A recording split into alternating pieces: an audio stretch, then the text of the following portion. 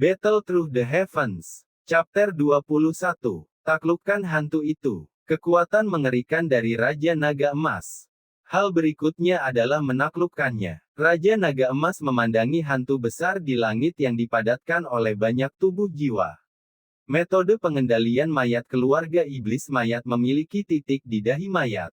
Titik itu tidak mudah ditemukan oleh orang biasa, tetapi itu adalah musuh terbesar. Metode pengendalian mayat dari keluarga iblis mayat juga sangat sempurna, tetapi saya telah banyak berurusan dengan mereka, dan satu-satunya kelemahan juga diketahui. Metode pengendalian mayat pada awalnya adalah lingkaran sihir, dan mata lingkaran memaksa semua jiwa bersama. Mata, bayangan di depanku juga tak tertahankan. Raja Naga Emas berkata kepada Xiao Yan. Xiao Yan mencoba yang terbaik untuk menggunakan kekuatan jiwanya untuk melihat, tetapi dia tidak menemukan apa yang disebut mata formasi di atas kepala hantu itu. Sepertinya mata formasi harus disembunyikan. Dibutuhkan serangan yang akurat untuk membuat titik formasi muncul. Xiao Yan punya rencana di hatinya, dia menggunakan energi dendamnya, mengelilingi dirinya dengan api aneh, dan menyerang hantu itu. Meskipun aura jahat yang memancar dari hantu ini lebih kuat dari aura pria berbaju hitam tadi, bahkan jika itu telah mencapai tingkat kaisar pertempuran bintang 4, hantu itu terlalu rumit dan tidak memiliki kebijaksanaan sama sekali, membantai mesin perang, Xiao Yan berani melawannya. Hantu besar di langit terus-menerus memancarkan aura jahat, di ruang kecil ini, kemanapun hantu itu pergi, pepohonan cepat layu, tanpa meninggalkan rumput. Telapak keberuntungan surga besar. Xiao Yan melihat bayangan yang semakin dekat, dan berjalan pergi dengan satu telapak tangan. Jejak telapak tangan berenergi besar melesat ke arah hantu itu, dan api aneh itu perlahan-lahan mengelilingi telapak tangan itu, menyerang dengan sedikit suara angin yang pecah. Hantu besar itu melambai dan jejak telapak tangan energinya menghilang, tetapi nyala api aneh itu tetap ada di tangan hantu itu. Ketika Xiao Yan melancarkan serangan, dia dengan sengaja menghindari titik buta dari penglihatan hantu, meskipun Xiao Yan sendiri tahu bahwa Heavenly Fortune Palm dari Heavenly Rank Fighting Skill tidak dapat menyebabkan banyak kerusakan pada makhluk di depannya yang sebanding dengan Kaisar Pertarungan Bintang 4, tetapi saya tidak menyangka bahwa pertahanan dan reaksi hantu ini akan sangat menakutkan. Serangan Xiao Yan tampaknya telah menarik perhatian Mo Ying. Mo Ying hanya ingin menyerang Xiao Yan, tapi tiba-tiba api aneh di lengan Mo Ying menyala dengan hebatnya, dan Mo Ying meraung. Itu menimbulkan banyak kerusakan, tapi Mo Ying tubuh canggung Ying tidak berdaya dengan api aneh ini. Dia buru-buru menatap Xiao Yan dengan mata tajam, dan matanya tampak melahap Xiao Yan dengan kebencian. Tuan, nyala api sudah menempel di lengan hantu, apa yang harus saya lakukan selanjutnya? Ternyata tuannya, Raja Naga Emas, diam-diam baru saja memberi tahu Xiao Yan bahwa selama nyala api itu menempel pada lengan hantu, selanjutnya diserahkan kepada tuannya, Raja Naga Emas. Serahkan padaku selanjutnya, perhatikan baik-baik. Meskipun api aneh Anda bukan api suci, itu tidak jauh berbeda.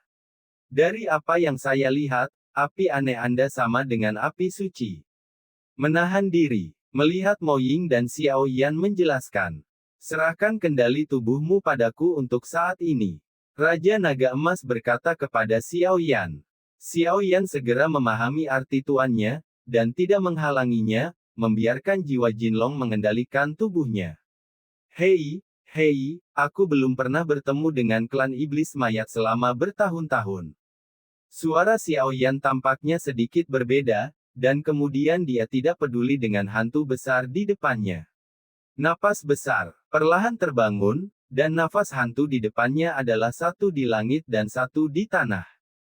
Yueru di kejauhan tidak tahan dengan aura jahat yang memancar dari hantu besar ini untuk waktu yang lama, jadi dia pingsan, tapi untungnya, Xiao Yi ada di sana untuk merawatnya. Kamu semua adalah orang kuat di duniaku sebelum kamu hidup. Sayangnya, kamu dibunuh oleh iblis, tetapi jiwamu masih didorong oleh iblis. Apakah kamu bersedia? Kamu pasti ingat dengan jelas banyak luka yang disebabkan oleh ras jahat dari luar alam hingga ribuan jiwa di duniaku. Apakah kamu bersedia membantu para tiran dengan cara ini? Apakah martabat pria kuatmu memungkinkanmu melakukan ini? Xiaoyan yang berbeda meraung pada bayangan besar di langit, memancarkan aura dan aura yang tidak kurang dari bayangan itu. Ketika Xiaoyan meraung kata-kata ini, hantu besar di langit menyerang Xiaoyan tiba-tiba berubah. Sosok hantu yang awalnya agresif ditutupi dengan banyak tubuh jiwa. Setelah Xiaoyan mengucapkan kata-kata itu, ada jejak resonansi dari lubuk jiwanya. Raungan Xiaoyan yang tampaknya sederhana mengandung sejumlah besar kekuatan jiwa, yang secara langsung ditransmisikan ke kedalaman setiap jiwa yang diperbudak melalui kekuatan jiwa, sehingga jejak terakhir alasan di hati mereka dan martabat yang kuat langsung terstimulasi.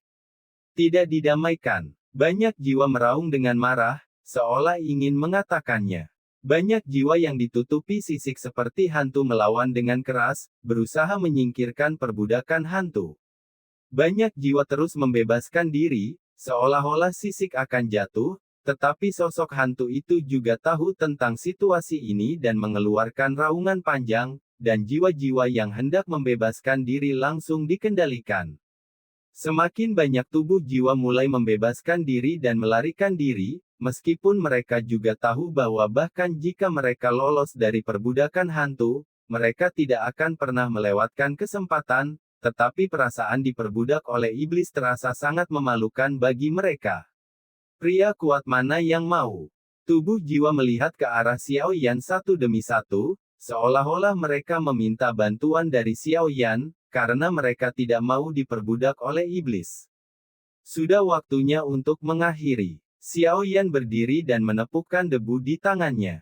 Raja Naga Emas mengendalikan tubuh Xiaoyan, alasan mengapa dia ingin membangkitkan rasionalitas dan keengganan jiwa-jiwa ini adalah untuk membersihkan hantu, dan di sisi lain, membiarkan jiwa-jiwa yang diperbudak ini melahap nanti dan bersiaplah.